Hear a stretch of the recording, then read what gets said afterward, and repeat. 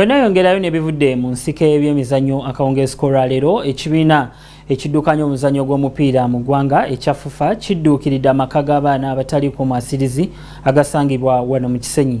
Amaka gano aga Good Shepherd Rehabilitation Home agalabirira abaana basukka mu 200 okuva mu bitundu by'eggwanga eby'enjawulo ge gafunye ebintu omuli engoye ssaako n'ebyokunywa. Ebisingawo ku ggule lino munnabyamizannyo Katende Brian Kabituwe.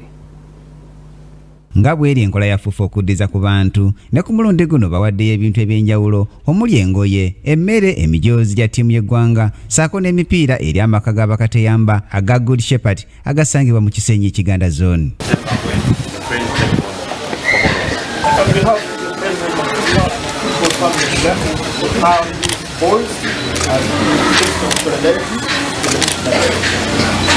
Bwabadde akwasa ebintu bino Bernard Ogwell omukungu wa FUFA era nga yakiikiridde Engineer Moses Magogo ategeezezza nga FUFA bwe yayisa ekiteeso ekyokuddizanga ku bawagizi b'omupiira era nga bayita mu kusonda ensimbi ssaako n'ebikozesebwa ebyenjawulo okuli engoye ne babiwa abantu abatalina mwasirizi.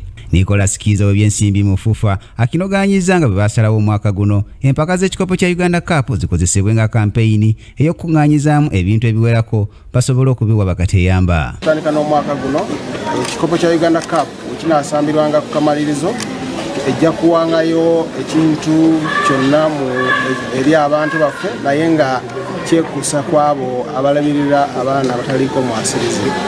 Ye brother Mutungi John omu ku batwala ekifo kino ekya Good Shepherd yeebazizza nnyo FUFA ne bamuzira kisa abawaddeyo ebintu ebitali bimu gye bali okusobola okudduukira abaana bana batalina mwasirizi. Yanza ku kitongole kino ku ebintu bino bye mutuwadde engoye mulimu ebyakulya nga kawunga ne sukaali ano binayamba ku baana baffe kufuna ku kyakulya n'engoye za kwambala wano. Wabula brother Mutungi anyonyodde ku buzibu basanga mu kulabira abaana bano n'ategeeza nti olulimi olusinga ddala okubasumbuwa nga bawuliziganya n'abaana bano. Amaka gano gakuumibwamu abaana bawala bokka abasoba mu 200 nga n'amalala ge ga Bethlehem Home agasangibwa e Busega nga nago gakuumibwamu baana balenzi bokka abasoba mu 206 gatandikibwa Father Richard Hulong okuva mu ggwanga lya China mu mwaka gwa 1980. Kura Kingdom TV amalindi ag'ebyemizannyo nze Brian Katende.